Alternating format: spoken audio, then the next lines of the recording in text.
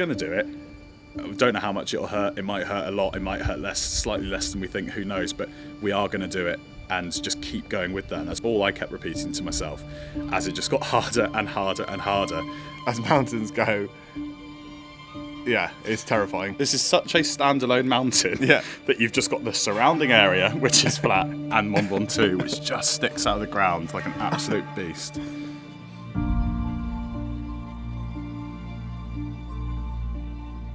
It's early, really early. Been up since 2:45. Ready to get going. Ready to get going. There's been a lot of build up to this now. Alright, we'll do it sooner. I literally still don't feel like I'm about to go and do Ventoux 4 times. I'm so excited to get it done. But yeah, I don't know at what stage it's going to kick in that we're actually doing it. Yeah. But it's certainly not at the moment. I just feel like I'm going out for a really early ride. Have fun, boys. Good one. 3, 2, 1, go. Oh. Hello. Ascent 1 was from where we're staying in Bedouin, and that was going all the way up to the top of Ventoux. That was 1,600 metres of climbing and about 22 kilometres in length. The route kind of took us out through Bedouin Centre. We then started climbing, and it was quite a nice section, really, wasn't it? It was through a foresty sort of road. That continued up for, I'd say, a good 15 kilometres. They're 11k up the hill. By my reckoning, they must be halfway up the first ascent. Almost done Bedouin already and about broken the back of it. Half the time that we thought we were going to do it in, and do as much as we can when it's cool and dark and there's no traffic. Yeah. Basically, it's just heads down, just keep pumping it, and just push it as hard as we can. Get as much of it done before that heat kicks in, because that's when we're going to start to suffer, and then we can just push on with the easy route after. I love how we call it the easy route. Easy! You kind of hit the final ascent into Ventoux, where you basically came to, I don't know if you could see it in the background, but you could basically see the chalky, limestoney background, and that's basically what we then hit for the last 7k. As we're heading towards the top, it's getting really exposed, and actually the wind's picking up, and the temperature is just dropping drastically up here. Oh, cold. Ventoux as an area suffers with Mistral wind, and it's a really cold, bitterly cold wind. You could just feel your core temperature just dropping drastically. There's 2 directions that you take on the Bedouin final 7k.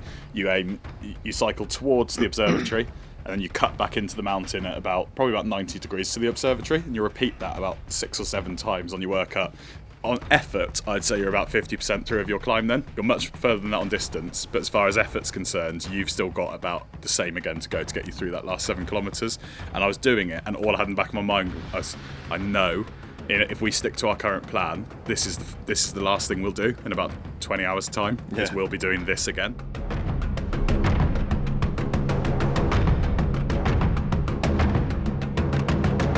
We 100% celebrated too early. I thought that was our total climbing for the ride, but that was from sea level, so we had a lot more to do than we thought. I'm not sure this altitude is doing me any favours at all. That was tough, really, really tough. I don't know whether it's just mentally you had the end in sight, but we've done it. It's 1 down.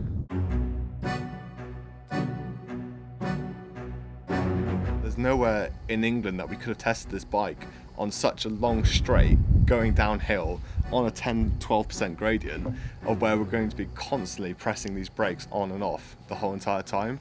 And so when we got to Ventoux and we went for that first ascent, it was our first real opportunity to be like, all right, what can you do? Let's see, you know. They've got a puncture. Bit of a shame, really. First descent, and they've blown a tyre. Our drum brake was like really, really humming, which we didn't really know why. We've been putting it on and off, but it turns out it was boiling hot, as were our brakes on the front, which have actually melted the inner tube.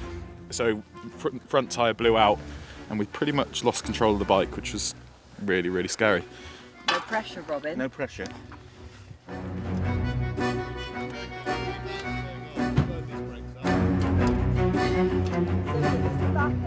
What we're going to have to do now is that we're going to concentrate on just the hill climbing and just for safety reasons. We're going to have to basically put the tandem into the back of the van and drive down the hills each time. Because when that tyre blew, it was horrendous. I mean, we lost full control of it. Oh my god, is that an anaconda? Sun's out now. Much more motivational cycling in the light than in the dark as well. I keep telling myself. But yeah, we've just driven down Malacent, thinking it's going to be the second hardest climb after Bedouin, but those gradients to me look worse than Bedouin. This one seems to be steeper in terms of gradient, but then it does seem to flatten off for a couple of 100 metres and then kicks back up again. It's all the first time that we've done this, so it's going to be hard to know what it's going to be like until we go and do it. I think the worst one I'm dreading at the moment is that mountain bike route. That's going to be tough.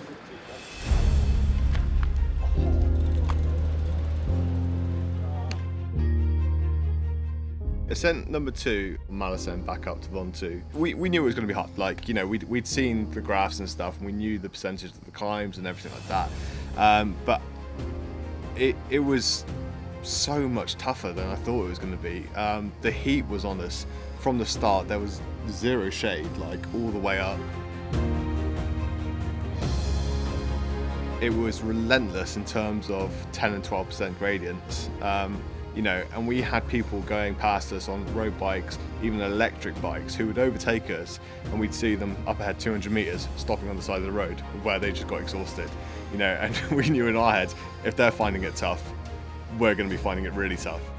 We have a lot of cyclists around us now, and because we can't shift as fast as a regular cyclist, it's quite disheartening when like you're trying to push as hard as you can, and you're just getting overtaken constantly. I think we're making good time.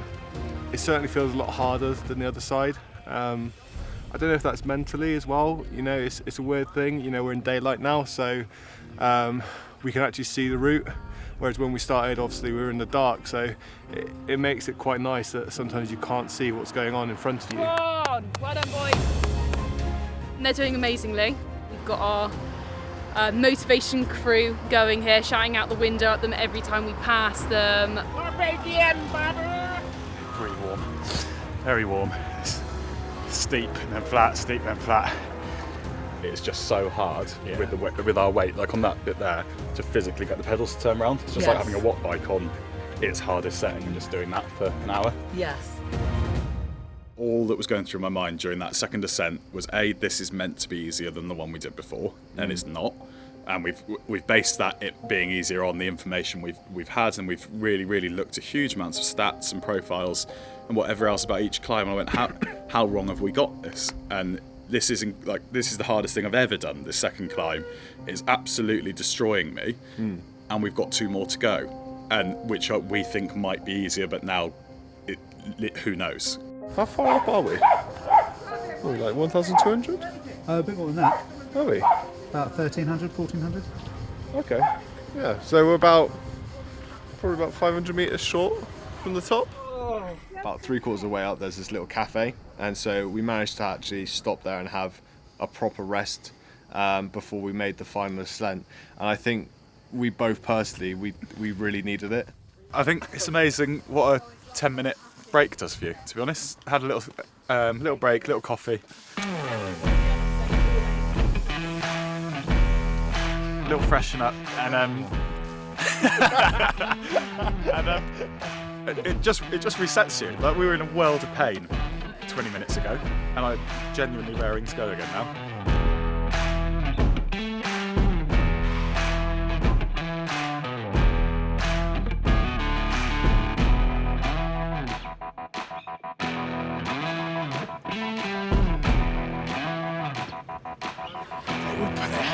It's a steep finish, isn't there? Dig deep moments, but you recover from them, and like, I think I'm saying it now because I'm at the top, but I look back on it and I think I enjoyed it. I'm not sure I was enjoying it at the time, but being at the top, it's just such a good feeling, getting to the top when we were here this morning, it was literally the 4 of us and a dog. So to get up here and there's a real buzz around the place, everyone's celebrating getting to the top of their respective rides. There's a sweet stand, which I'm very excited about. But yeah, this is like, it's really quite a buzzy feeling now, which is great. Legs are heavy. You just constantly go in and out of wanting food, not wanting food, wanting hydration, not wanting it. And you're just, at the moment, just trying to force stuff down you, basically. There we go. Yeah, it's the hardest challenge I've ever done, for sure.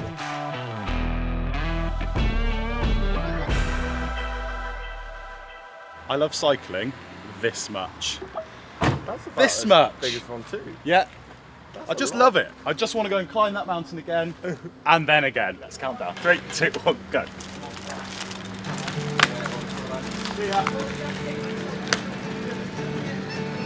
Go do number 3. So Bedouin up to the forest route, and then onto the mountain bikes, and then back up to the top on the Malesen route, which we just did, until we get up to Mont Ventoux. Once done that, it's then just salt to go. And apparently, salt's easy.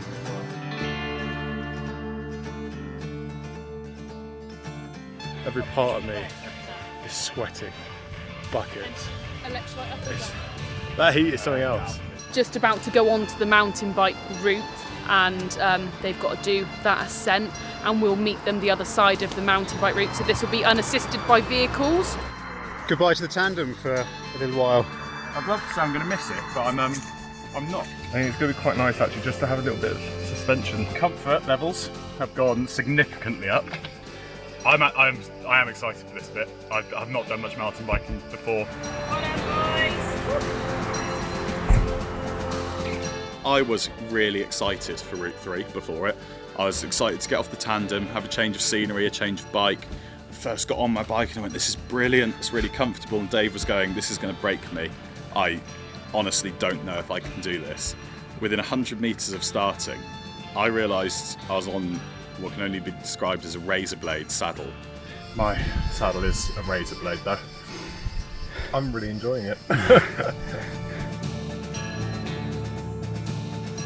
we both have just absolutely smashed it out there. Whether that's a good thing or a bad thing is yet to be seen, because obviously making good time on this, does that mean that we fatigued our legs for actually when we get back on the tandem? We don't know.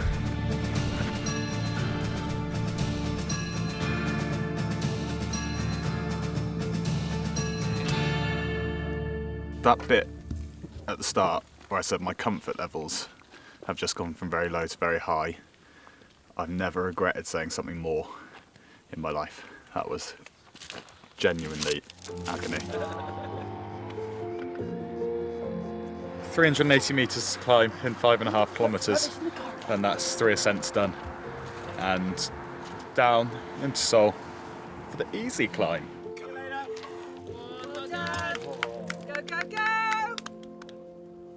Even though we've been up here before, it's just breathtaking. Absolutely breathtaking. This final straight here, which is still a climb, but it just eases off that little bit and it feels quite nice. But until you get to that point, It's hell. it's hell, absolute hell. It just doesn't let up, you know?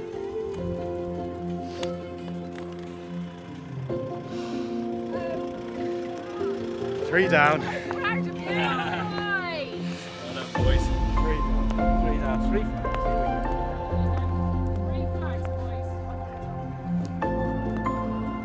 I've got goosebumps at the moment, just thinking about the fact we've climbed this mountain 3 times. Like, it's been the most painful thing I've ever done. But it's just incredible. Absolutely unreal. I can't wait to get the 4th one done. I am so excited for number 4. Genuinely cannot wait.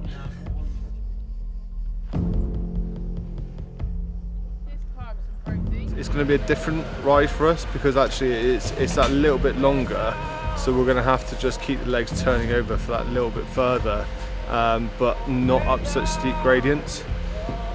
So now that it's the last one, what we can't go and do is just get excited and think, oh great, we're on a 3% gradient, let's absolutely smash it, you know, because we actually need to save it for that last 7. Because that last 7 is going to be where it really counts. The ride itself up until 20 kilometres will be absolutely fine. But yeah, body's in a huge amount of pain.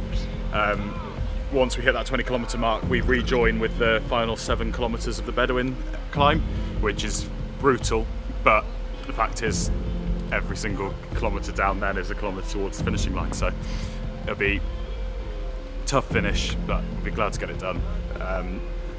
There's not a prayer, we're not going to do this now.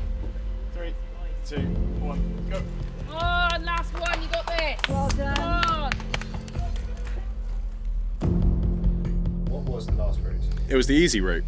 Yeah, it was definitely the easy route. We'd referred to it about 4 or 5 times, probably more, during that day as the easy route. I want to clear this up though quickly, okay? So we referred to this as the easy route because of the salt section, okay? Just the salt section, not the last 7k. The last 7k does not count as the salt section. That still counts as the Bedouin route for me. We were genuinely hammering it. It's fine, still pretty warm at the moment actually. But yeah, chipping away. We were going decent speed up the hills, and I was going, right, it'll flatten in a minute, maybe next hill, maybe next corner, and it was dark, it was pitch black by this point. Again, you're back to your 20 metres in front and working those sections, and those flat sections just never came. Does anyone else remember it being a lot flatter than this on the way down? Yes. For me, that really demoralised me at that point. I was going, okay, we've got it wrong from statistics, but how are we now getting it wrong from things that we think we've seen half an hour beforehand, and we still can't predict what this mountain's going to do to us or present us with? Snap the chain. We've effectively finished our climbing of the salt section, and literally the moment we hit the flat, we went to change up into the middle cog from the bottom, and the chain just snapped clean off. So we're going to put the whole new chain on it now. Yeah. We've got to miss that one. Yeah. Okay. Put that one there. Yeah. Because Right. mine's obviously fallen Hold out. that together. Yeah. Hang on. Pull yours out. Yeah. Tyre blowing earlier in the day, fine, that's going to happen, we're going to have mechanicals. But to have reached a flat section and have put the bike through so much abuse all day and finally got it on the flat where it should start to be a bit more comfortable, and for something like this to happen, I'm just gutting, basically. That is, what in we theory, do. we need a stamp, yeah. Just a stamp. Go on, proper stamp, that's it, it's done it. Yeah. Go.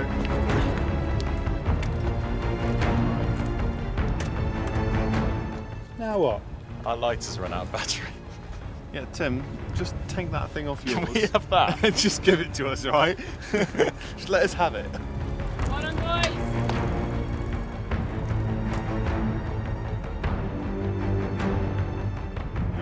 Saddle on my mountain bike, and we'll finish it on mountain bikes.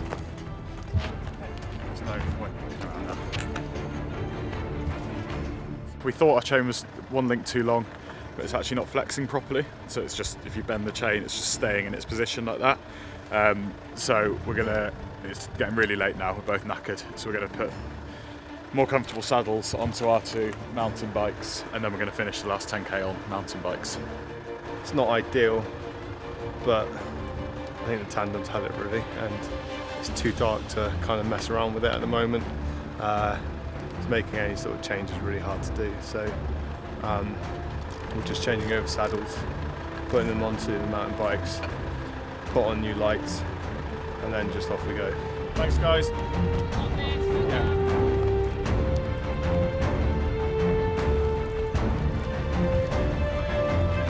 We are about 3k from the top, and it's just absolutely blowing a gale. We've got them in between the 2 cars, basically just trying to shield them, keep an eye on them. We hit a lot of wind again. The wind had really picked up, it had gotten really cold, and I just couldn't stick on the bumper of it anymore. I just kept on dropping back and dropping back and dropping back, at which point I then shouted to Will, once we hit this corner, I need to pull over. No, I just feel really sick. Do you? Yeah.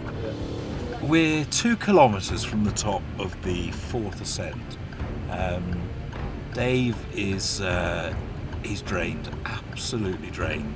He's not going to pass out. He said I may well be sick, but so it seems silly, having gone up 3.9 times to say you can't do the last 2K, because he'll do it, and he won't feel great, that's for sure. I think he'd be heartbroken if he pulled out now, although he's not got a lot left to give. They've given everything today. We can't take any risks, so we're giving them some time to see how Dave feels, and then we'll take it from there. I got on the bike with you again. We pushed on. We got to about 1 kilometre to go, and my body just gave up.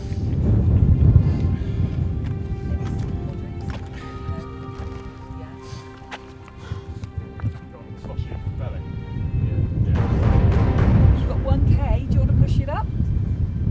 Yeah. Yeah. Walking. Walk him. I'll walk with you. Yeah.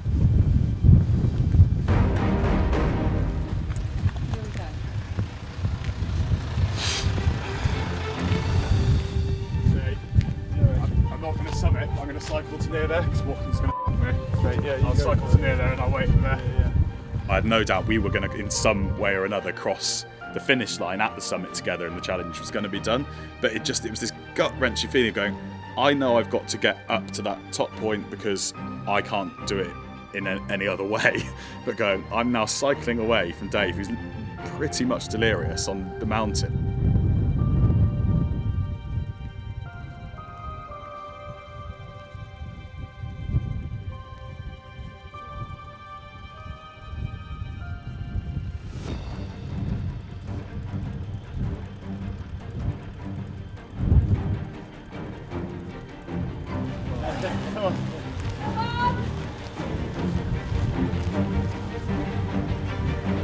Well done, Mel. Well done, Dave. Go on, boys.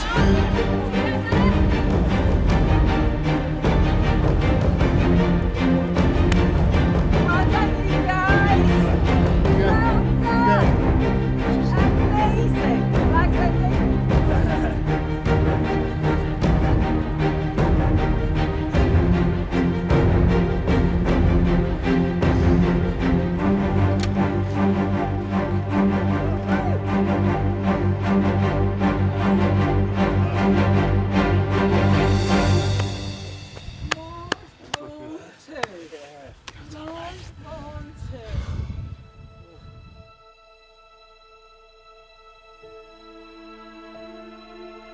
The real doubters were the cycling community, who actually knew what cycling up Ventoux, once, let alone 4 times, meant, let alone on a tandem, let alone with an off-road route.